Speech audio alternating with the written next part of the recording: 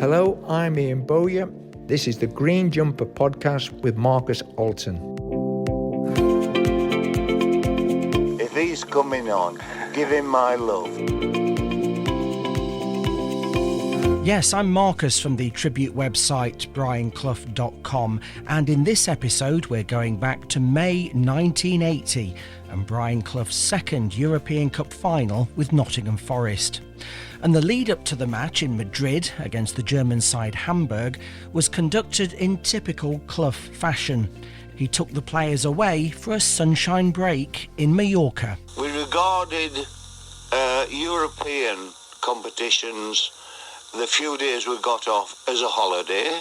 We used them as a holiday. Lads are well fed, well looked after, change of faces. To get rid of me for 2 days was the biggest boost I could give them. Well, relaxation was certainly the order of the day, or make that order of the week. And for Ian Bowyer, who'd won the European Cup with Clough's Forest the previous year, a bit of rest and recuperation after a long, hard season was very much welcome. Well, I think it's common knowledge now that the top athletes, the Olympic athletes, they go away and do warm weather training, and there has to be something in it. Perhaps we were ahead of the game in terms of understanding that. We used to not get knocked about on the training ground. We used to save most of our energies for the game, and he was an absolute master at preparing you for games. It's an old story, isn't it? Once the glass is empty, you've no more to give, then you are far better to save a little bit. And we saved from game to game, and we didn't get hammered at the training ground. We saved our strength and our energies for the big games. Among the squad in Mallorca was 18-year-old Gary Mills, who would go on to create history as the youngest player in a European Cup final. I spoke to Gary about the unusual preparation for the game.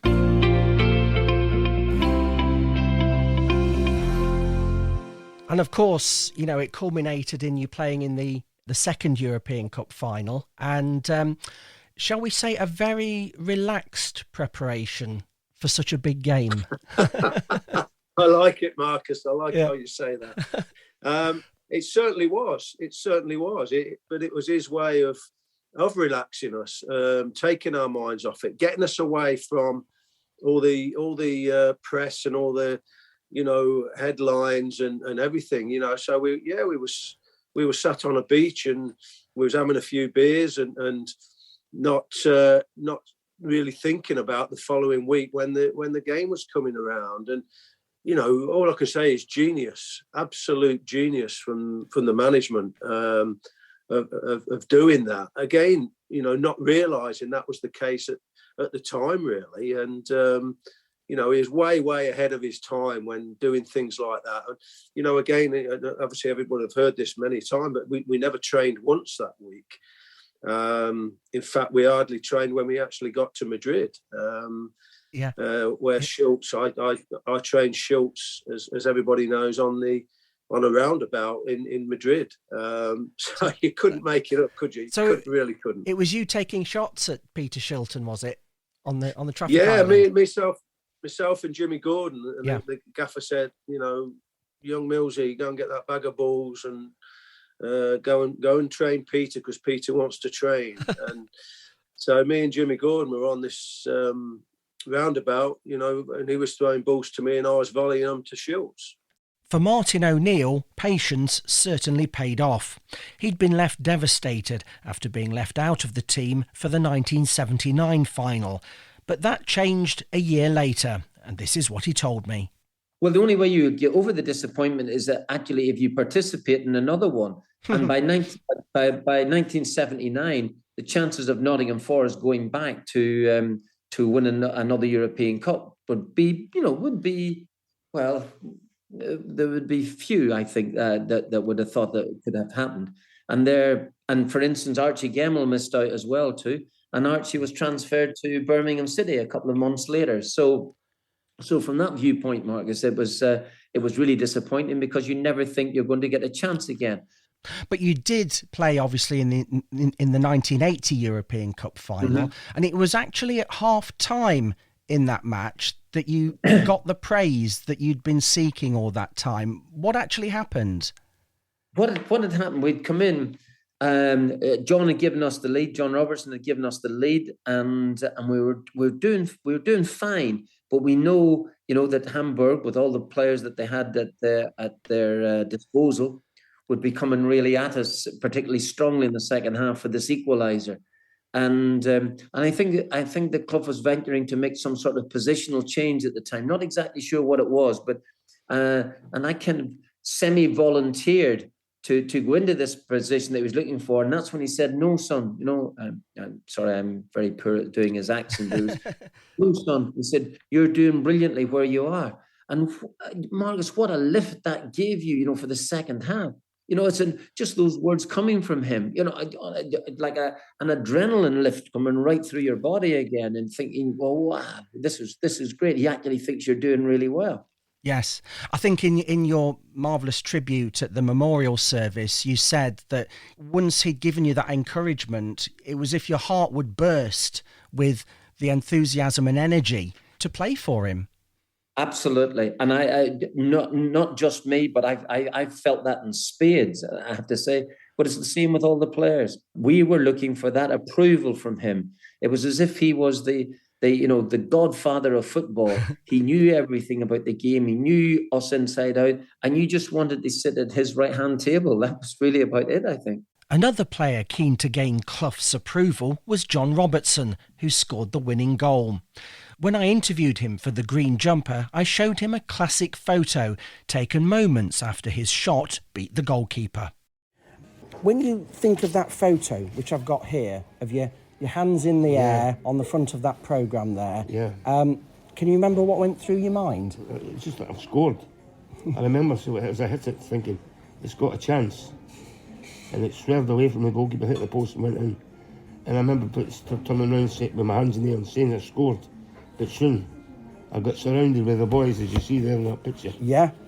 I couldn't believe I'd scored a goal. It was incredible because you cut in on the right and hit it with your right foot.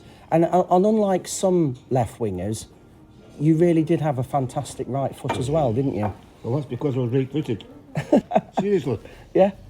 I was naturally right-footed. Before the game, Clough had a friendly jibe at Robertson by saying he had a little fat guy who would turn Hamburg's Manny Counts inside out. And he did just that. Clough was quick to add that Robertson was a highly talented and skilled player. John told me he knew Clough was just having a bit of fun when he referred to his appearance. In fact, the Forest boss described him as the Picasso of our game.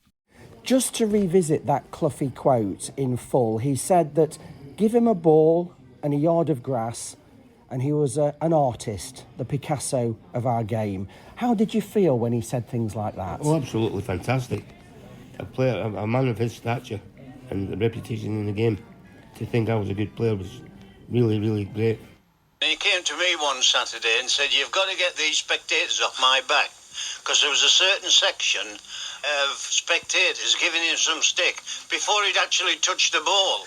And it was my job to walk along the track, so to speak, and just have a quiet word, no Anglo-Saxon language, because I never used to delve into that at that time. Not much I didn't. I just had to say, get off his back, because he's going to be here a long time. And once we'd settled the so-called discussion or argument, then he settled down completely. We educated the fans too, John Robertson, because he wanted people to realise what he'd got. All they saw was a little fat lad who couldn't run, and they weren't looking at what he had got. For Gary Mills, there were soon new instructions as Forest soaked up wave after wave of Hamburg attacks. I asked Gary if, before the game, Clough had given him any particular advice. Let it flow, go and do your job.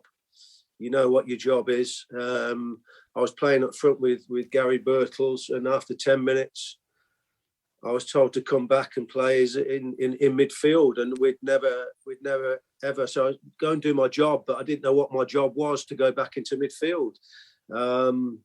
And all it was really was to fill the gap where, you know, they had so much of the ball that we ended up playing 4-5-1. Well, I think it's the first time that Forest had ever played 4-5-1. It just happened to be in the European Cup final, something we'd never worked on on the training field. Yeah. And I was told to go and do a job there, and that's exactly what I'd done. You know, with good players around me. It's incredible, really. You couldn't make it up. It was a fantastic team effort all round, but Forest kept a 1-0 lead largely due to some outstanding saves from Peter Shilton. Green jumper guest Viv Anderson recalls just how important Shilton was. Many times when they actually broke our line, got past Lloyd and Burns, and going through against one-on-one with Peter Shilton, you knew he would save it. Because the boy whoever's going through are thinking, this Colossus there, now I've got to try and beat him. And invariably, they never did. Shilton would later say that night was the highlight of his career. And of course, it was also special for John Robertson, whose photo was on the front page of Scotland's Daily Record the next day. Does anything get any better than scoring the winning goal in the European Cup final? Well, no. It's a fantastic individual achievement for myself, and because you get the goal, people remember who you are, and they always look back. And, you know, the old television programme, there's always who gets the goal. But I was fortunate in playing with some fantastic footballers who were, in their own right, great players. You don't win 2 European Cups without having great players, and the players I played with were top draw. I remember standing at the City Ground gates in the early 80s on my own, and you were walking in on your own, and I asked for your autograph, and I told you were my favourite player, and you signed my autograph book, and you're still my favourite player. Thank you very much. Thanks for all the great memories. My pleasure. Thank you for asking. For Gary Mills, it was an incredible experience for a lad still 6 months short of his 19th birthday. Under the guidance of Brian Clough, he'd achieved as a teenager what most players could only dream about. It was about me turning into a man at 14, and that was his words to me. And he certainly made sure that happened from the age of 14, with me playing in the Central League at that age, which was a tough league, against quality first-team players. And just really giving me rollickings when I needed them, and giving me a pat on the back and telling me how good I was and how good I was going to be when I needed to be. And to be honest, it was 2 years of growing up that was incredible for me. It was not realising at that age that's what he was doing, which then enabled me to make my debut at 16, being part of the first team. I was training with the first team coming up in school holidays, and being treated like a first team player. So it was an incredible time for me. You know, we were one big family. And I think that was, a lot of the key to the success. It is, as I'm saying that to you now, I'm getting shivers down my spine, because, unless you were part of that, it's hard really to understand maybe. But we still get together. When we get together, it's special times, and we still laugh and take the mickey out of each other. But we all respect each other, and know what we achieved and how we achieved it. People talk to me now about the money in the game of football, and I always say I'm not interested. I would never ever swap those years that make me rich in memories. Which is special.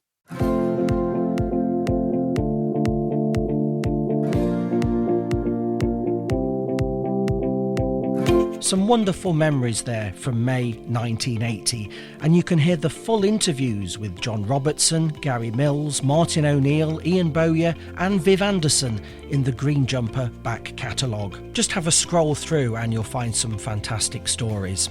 And if you're enjoying the Green Jumper, please give us a 5-star review, it all helps, and visit the Tribute website where there are more Cloughie memories, along with the online shop with books and souvenirs supporting good causes. My Cloughie books are available there. I'll sign copies with your personal message. Don't forget I love you and be good. Thanks very much for listening, and I hope you'll join me again next time for more memories of the great man in the Green Jumper.